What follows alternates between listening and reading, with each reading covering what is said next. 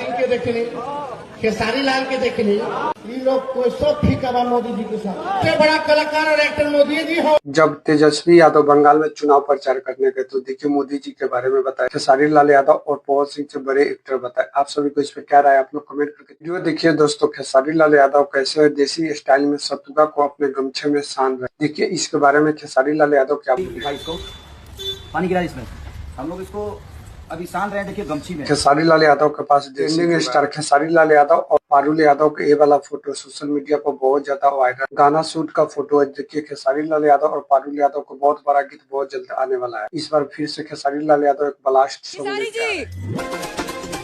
हम सब पियेंगे क्या? पी लीजिए, थोड़े ठंडे हो जाएंगे। जब शो में खेसारी लाल यादव से नागिन पूछी कि थम्स अप पियेंगे क्या, आप ठंडे हो जाएंगे, तो देखिए खेसारी लाल यादव कितना सॉलिड जवाब जहर है, जहर बहुत सारा है, वो हम आपके लिए नहीं रखे हैं, लेकिन आपके लिए नहीं है। ये तो बात मानना पड़ेगा भाई कि खेसारी लाल यादव से कोई भी सवाल जवाब में नहीं जीत सकता है। आप सभी को क्या राय, आप लोग कमेंट करके जरूर बताएं।